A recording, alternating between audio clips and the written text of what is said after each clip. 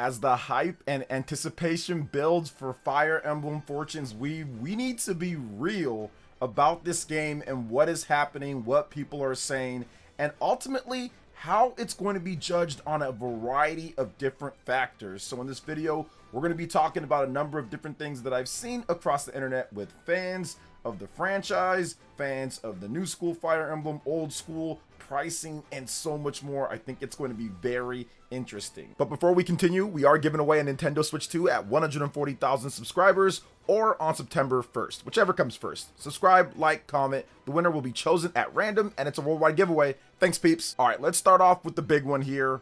Old style Fire Emblem probably isn't coming back for the newer games. This is something that you don't see as much online because most people that are into Fire Emblem probably came on board like in the Fire Emblem Awakening to 3DS days, so they're more used to the new style Fire Emblem. A lot of people that like Fire Emblem now at this point maybe played Fire Emblem Three Houses, which is the best-selling Fire Emblem game of all time, but there is a bit of a divide. There is something that maybe some of you guys don't know about, but there's kind of two different styles. There's old school Fire Emblem fans that feel like the old games of just battle, cutscene, battle, cutscene, battle, cutscene is the way that Fire Emblem should be. And then of course more of the newer fans that came on board around Fire Emblem Awakening and up at this point, although Fire Emblem Awakening came out now more than 13 years ago or something like that, so it is older at this point, and there are people that have grown up with the franchise for more than a decade plus.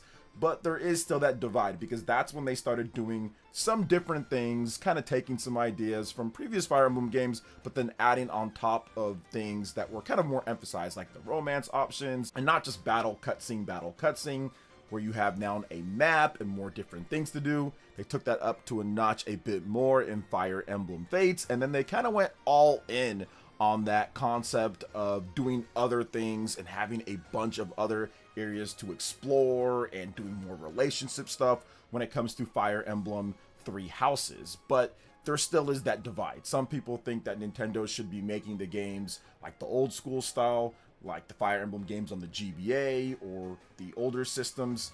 And I think that the issue with that, and just the issue kind of overall with it, is that old school Fire Emblem kind of put the series on life support.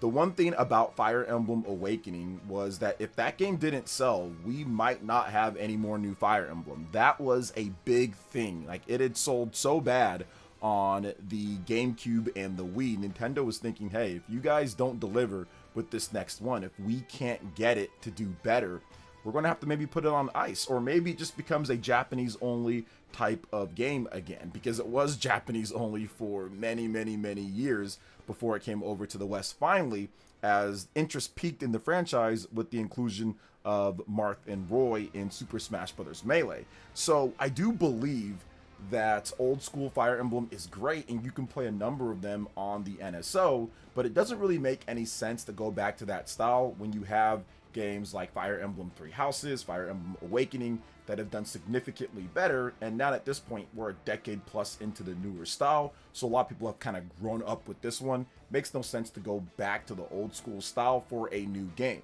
Now I still believe that we could get the Fire Emblem Echoes line of games where they go back and remake some of the previous ones like we got with Shadows of Valentia. I still think that's a thing. I've reported multiple times and it's kind of become a running joke in my streams about Fire Emblem 4 remake. So I do believe that they can go back to the well and bring back some of these older games for newer systems and remake them and kind of have that style there. But I don't think it really makes any sense, especially when you sell 5 million plus copies of Fire Emblem Three Houses, to kind of deviate from that a lot. I do think people want the newer style of Fire Emblem game where you are doing other things, there are other activities, there's training and different type of stuff that you can do to kind of make it feel like it's a more roundabout experience, immersing yourself into the world that they've built there. So I don't think that old style's ever coming back of just fight cutscene, but you never know. But I think it's really going to come back just like with previous games if those get remade.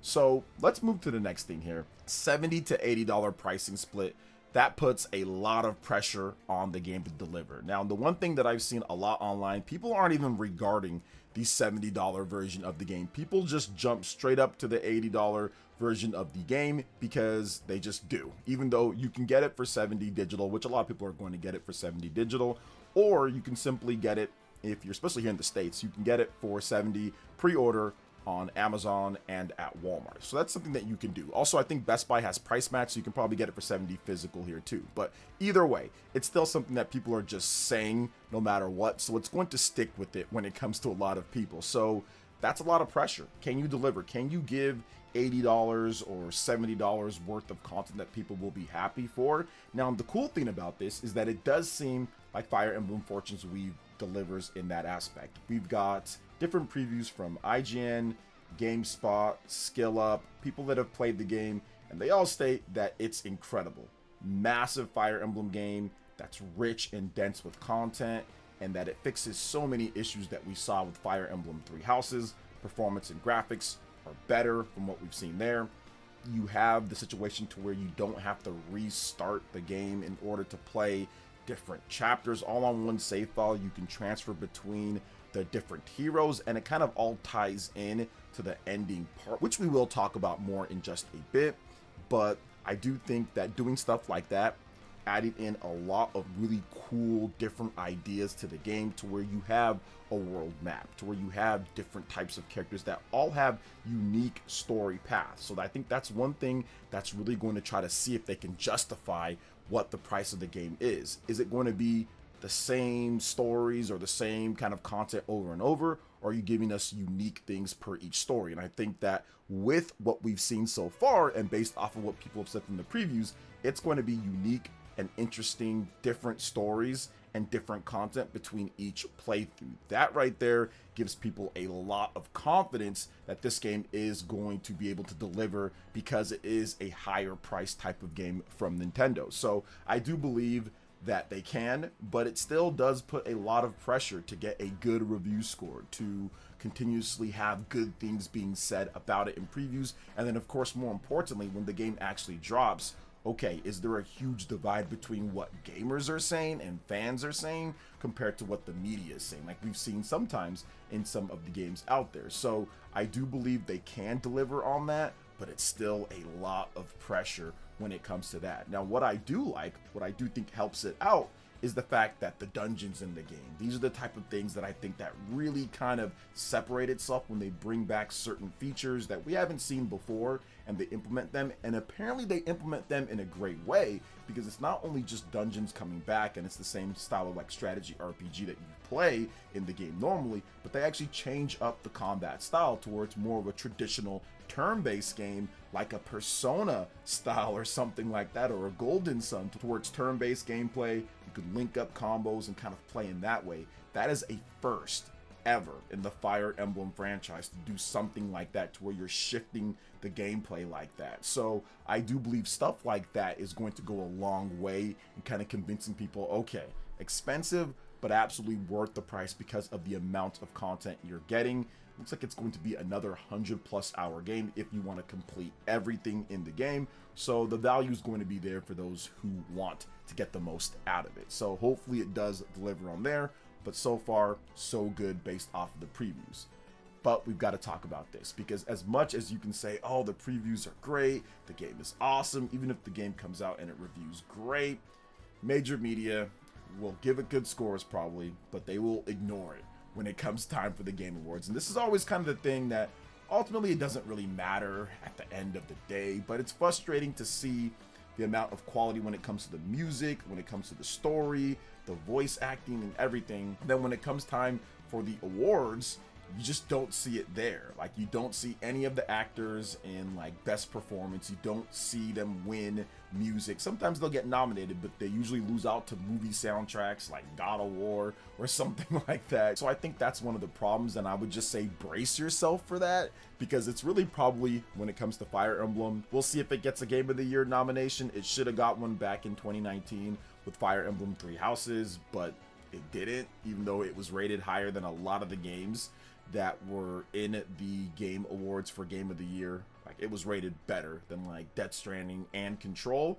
And this could be the same thing here this year when it comes to Fire Emblem Fortunes Weave, to where it's rated way better than some of these games, but those games get in over it because a lot of the major, I would say, mass media, they just aren't going to play the game, don't care about Fire Emblem, and they're more the bigger AAA stuff or like the high profile indie games. So I think that is going to be something. We got to be real about that, guys. Like, a lot of people are thinking, oh, maybe Fire Emblem can win Game of the Year or get nominated. And I'm like, well, winning Game of the Year, probably not, because for reasons. But nomination, that's also going to be tough when it comes to like the Keeley Awards, right? That's going to be very difficult just because of what we've seen in the past. So I hope it does. If the game is really good, once again, we're getting ahead of ourselves, but if the game is really good and reviews really well, I hope it does. But you just got to look at the past and sometimes say, hey, history can repeat itself here with this. Now, here's another thing that I think people are not talking about as much because we're excited about all the past. How is the portion with Ishmael, how is that portion going to be handled?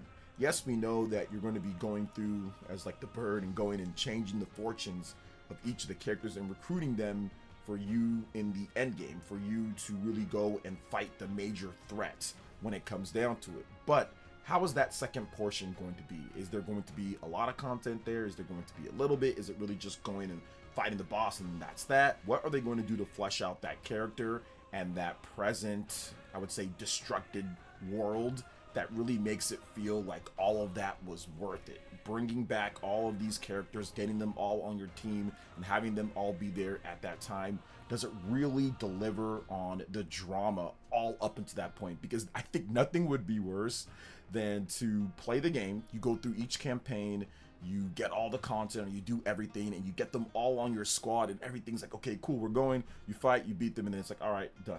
Like, what's going to be the drama after that? How are things resolved?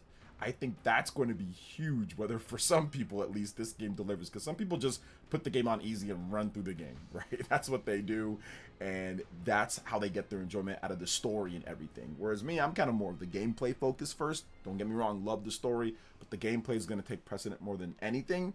So obviously I want the game to be great and have a good ending and everything, but man, it's going to be tough after all those hours. And then you get to that point, what are they going to do to really make that feel like it was worth it and a grand ending? So I do think that portion needs to hold up. Will it be really good? Will it live up to all the great things that you did in the campaign with all the characters, with Kai and Dietrich and Theodora and Lita? Like, will it be something to where it lives up to that? I think that's going to be a big test when it comes to Fire Emblem Fortunes Weave. Now, lastly, I just want to talk about the whole package altogether as we get, once again, closer and closer to the release. Now, from the previews and from the previous videos that I've done here, obviously this game has a lot going for it. There's a ton of stuff that's going for it. There are some things that people have talked about that's been a little bit controversial, but not confirmed 100%.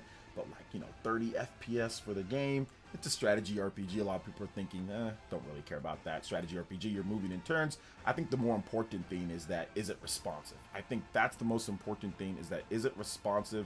Do the menus and all of that move quickly? Is there fast loading times? I think that's more important for a strategy RPG than anything else. Of course, you want that smooth gameplay. Fire Emblem Three Houses and Fire Emblem Engage were 30 FPS with some dips when you did like certain attacks and everything. So that seems like it's been smoothed out and processing better with Fire Emblem Fortunes Weave. But ultimately, at the end of the day, you just want a smooth game that's going to play good and respond really good, especially for a strategy RPG. So we'll see if that's the case when it comes to the game. We still need to wait for confirmation and full results, but I think ultimately it's going to be how good the gameplay is and how that integrates with the story. That's going to be everything. Each character, is it going to be fun to play through? Are they going to have enough cool content, great missions, and rewards for doing everything that puts the whole package together that's worth the pricing, like I said, and makes it feel more grand and, I would say, better than previous Fire Emblem games? Can they top what they did with Fire Emblem Three Houses? Can they top what they've done with Awakening and the emotional kind of things in all of those games? That's ultimately what Fire Emblem Fortunes Weave is going to be looked at. And I think that, once again, based off of what we've seen so far, they're doing a lot of things right. Everything just needs to come together when it comes to the game itself. And I'm looking forward to playing it quite a bit. I'm going to be playing a ton of it. I'm going to be doing probably some tips and tricks videos. I did do something like that with Fire Emblem Three Houses, and a lot of people did like that. So I'll probably make a video or two about that, so you can look forward to me really kind of digging into Fire Emblem and giving you guys more coverage as we get closer, and of course as we get our hands on the game. What do you think about everything that we talked about here when it comes to Fire Emblem Fortunes Weave? Let me know in the comment section below. All right, peeps, that wraps it up for this video here. Thank you so much for watching. I do appreciate it. Please make sure you hit that like button, subscribe if you're someone new, click that notification bell, and check out my other Nintendo Switch 2 RPG content and more right here on screen. Thanks for watching, and we'll catch you for the next one. Peace.